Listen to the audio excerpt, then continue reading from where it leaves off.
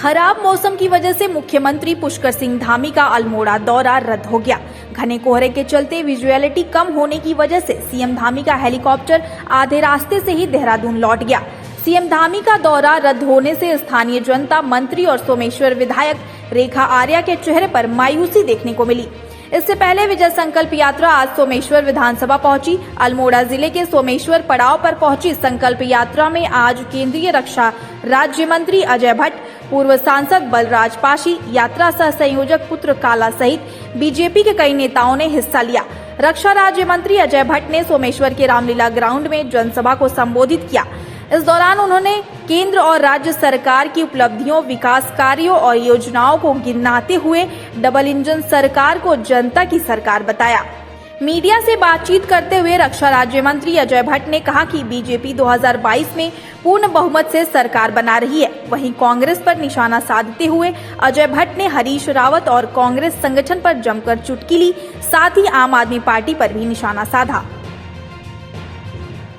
जो जन सैलाब उमड़ के आ रहा है उससे साफ हो गया है कि उत्तराखंड की जनता ने भारतीय जनता पार्टी को 2022 में पुनः सेवा करने का अवसर देने का मन बना लिया है और भारी बहुमत से हम लोग दोबारा 2022 में उत्तराखंड की सेवा करने के लिए आ रहे हैं। सर, हरीश रावत में पूरा झोल मचा हुआ है, क्या कहेंगे?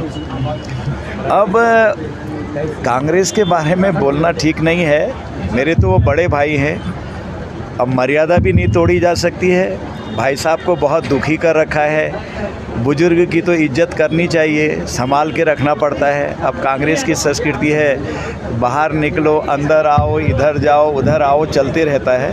अगर ज़्यादा परेशानी ही होगी भाई साहब को तो छोटा भाई सेवा के लिए तैयार है, सेवा करेंगे, धैर्य रखें। सर, संन्यास देंगे या बीजेपी में बुलाएंगे? नहीं, संन्यास तो ऐसा है कि संन्यास में ये होता है, लेता हूँ कभी कोई नहीं कहता। जिसको बैरागी लगता है वो खुद ही वो घर छोड़ के चले जाता है और बैरागी लगी जाता है और वो बाद में कपड़े ही गेरुए कपड़ों में ही दिखाई देता है। आम आदमी पार्टी कह रही है कि हम जो है काफ़ी अपना पूरा परचम यहाँ पे दिखाएंगे, एक तरह से जो उनका नहीं, 25% के आसपास है। मुंगेरी लाल के सपने देखने में कोई हर्जा नहीं है।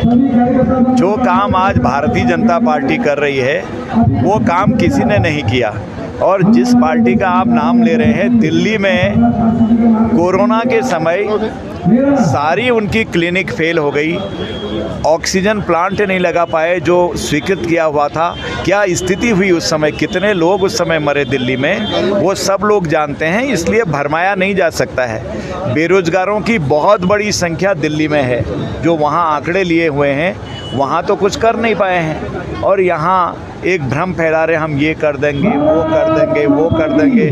भाई, हमने तो 80 करोड़ लोगों को फ्री में राशन दिया है, फ्री में गैस भी दी है। और जब पेंडेमिक आता है, इस किस्म के जब बीमारियां आती हैं, जैसे प्लेग था, तो प्लेग में भी लोग प्लेग से कम मरे, भूख से ज़्यादा मरे। लेकिन माननीय मोदी जी ने सारा प्रबंध किया कि भूखों कोई नहीं मरेगा। इतना ही नहीं, और तो और गैस भी दी, चूल्हा भी दिया, सारी चीज़ करी हैं। तो जितना हम कर रहे हैं इतना तो किया ही नहीं। 1 लाख करोड़ रुपए तो अभी तक हमारे उत्तराखंड में आ गया है।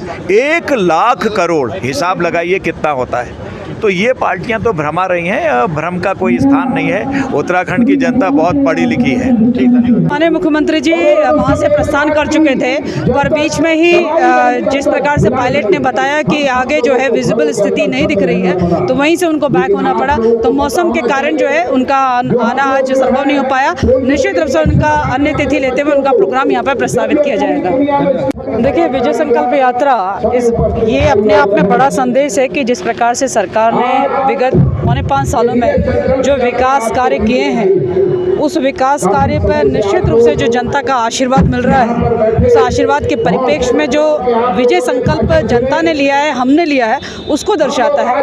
हजारों की संख्या में लोग जो है विजय संकल्प यात्रा में लोग आ रहे हैं। सरकार का धन्यवाद कर रहे हैं कि हमें मुफ्त में गैस मिली है, मुफ्त में बिजली मिली है, मुफ्त में पानी मिल रहा है, सड़कें मिली हैं, अस्पताल मिल रहा है, स्वास्थ्य की चिंता की जा रही है, इतना बड़ा स्वास्थ्य बीमा उनको मिला हुआ है। तो मैं समझती हूँ कि बहुत बड़ी उपलब्धि जो है जनता को यहाँ पर लगातार मिल रही है, जिसका आशीर्वाद विजय संकल्प यात्रा में हम सबको दिखता है। यह पड़ाव अभी दोराहाट की ओर जा रहा है। विधानसभा सोमेश्वर में जो हुजूम है वो साफ बताता है कि जो है 2022 में जो है कमल का फूल यहाँ पर खिलने वाला है। निश्चित रूप से विजय संकल्प यात्रा से एक नई ऊर्जा का संचार पैदा हुआ है।